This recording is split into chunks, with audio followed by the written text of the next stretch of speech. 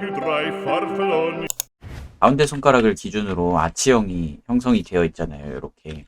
그러니까 두 번째 손가락이 이제 요 뒤에 있는 손가락들은 이렇게 도니까 괜찮은데 두 번째 손가락은 거꾸로 돌잖아요. 이렇게. 그러니까 멀어져요. 엄청. 그래서 보통 이런 물건 쥘 때는 두 번째 손가락이 좀 특별히 많이 튀어나옵니다. 이렇게. 왜냐면 가지고 있는 흐름이 혼자서 좀 역전되기 때문에 가운데 손가락 기준으로. 그래서 약간 그려주실 때 이제 뭔가 요 세 번의 리듬감은 비슷한 느낌으로 해주시고 마지막 두 번째 손가락에서는 이제 좀 더 깊은 정도의 리듬감을 좀 주시면 좋을 것 같습니다. 그래서 이런 거 그릴 때는 이제 뭐 안에 있는 쥐고 있는 형태를 먼저 그린 다음에 그리면 조금 더 편하긴 하거든요. 왜냐면 그 위에 올라갈 거니까 손이. 뭐 레이어를 분리하셔도 되고 아니면은 칼라를 나누셔도 되고 아니면 그냥 하셔도 되고 처음에는 이제 전체적인 덩어리로 들어가는 거죠.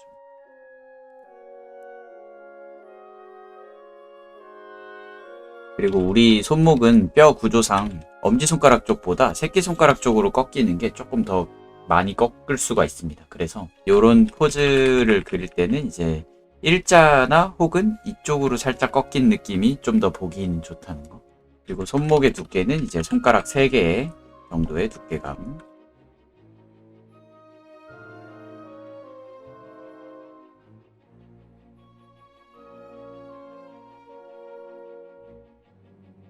그리고 재미있는 어떤 디테일들은 물건을 쥐면은 이제 쥐는 쪽은 손 바닥 쪽이잖아요. 제가 이제 손 도형화할 때 얘기했던 건데 손 등보다 손 바닥 쪽이 좀 더 말랑말랑한 이제 형태라고 했어요. 질감이라고 했어요. 그래서 약간 이렇게 꽉 쥐면은 옆에 이렇게 볼록하고 마치 그 호떡 누르듯이 좀 삐져나옵니다. 그래서 이런 것들 조금 묘사 잘 해주면은 좀 더 말랑말랑해 보이고 좀 더 디테일이 살아있는 그림이 되겠죠. 그런 사소한 디테일들도 인지하고 있다는 거.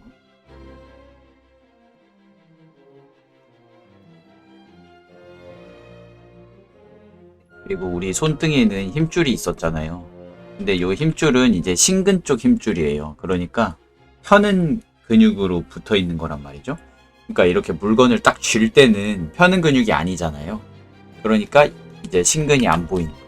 그 신근이 아니고 그 힘줄이 안 보이는 거죠. 오히려 뼈의 입체감이 더 도드라지고 그래서 손을 펼 때는 힘줄이 도드라지고 쥘 때는 뼈가 도드라진다. 요거를 이제 잘 기억을 하고 있으면 그려줄 때 표현할 부분을 좀 선택해 줄 수가 있겠죠.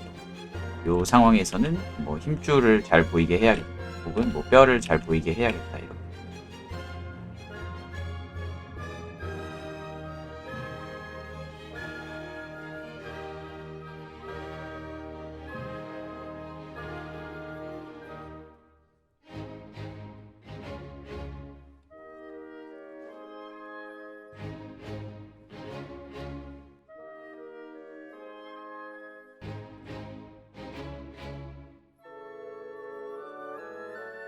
좋습니다.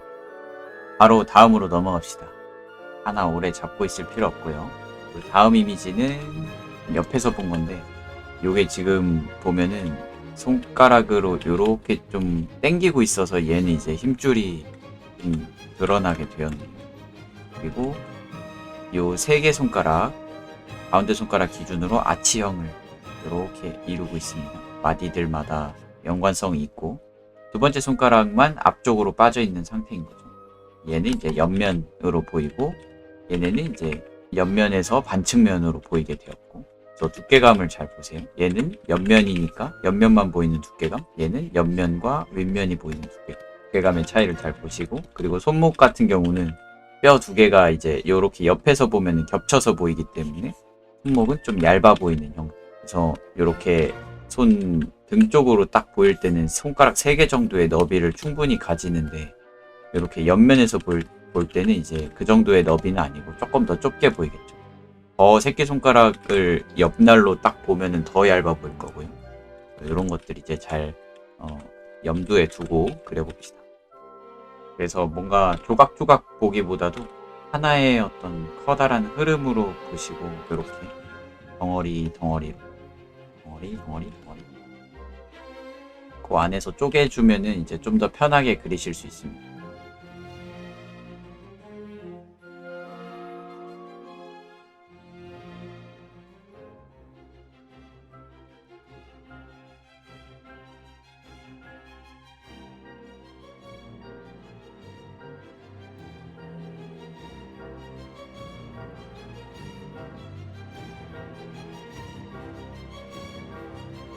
그리고 새끼손가락 딱 접히면서 요 부분, 물갈기 부분과 손바닥 부분에 요 접히면서 튀어나오는 형태들도 어느 정도 표시를 해주면은 접혀있는 부분이라는 느낌을 잘 살릴 수 있게.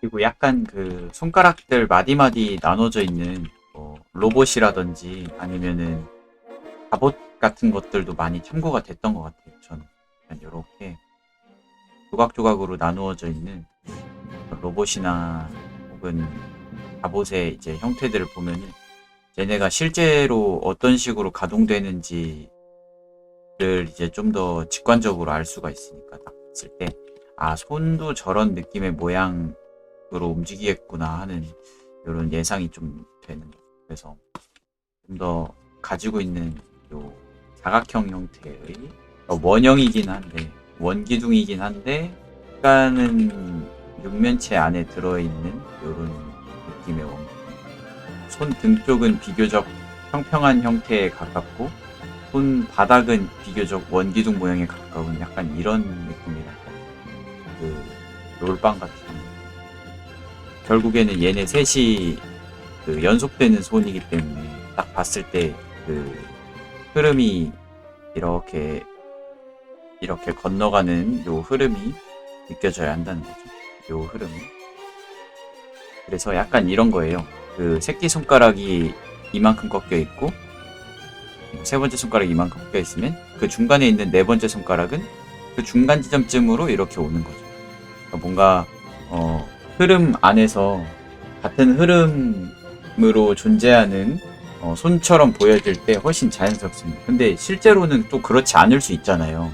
근데 우리가 다시 얘기를 하자면 우리가 그리는 건 실제가 아니고 실제처럼 보이는 겁니다. 그래서 약간 어떤 측면에서는 실제보다도 더 실제처럼 보여주기 위해서 약간 어느 정도 재해석해주거나 혹은 좀 일부러 정갈하게 맞춰준다거나 아니면 아까 발 같은 거 그렸던 것처럼 변형이 심한 부분에서 일부러 변형되지 않은 형태를 그려준다거나 하는 이런 지점들이 있는 거를 인식을 하고 있으면은 더 좋은 그림을 그리는데 의도에 맞는 그림을 그리는데 도움이 되겠습니다.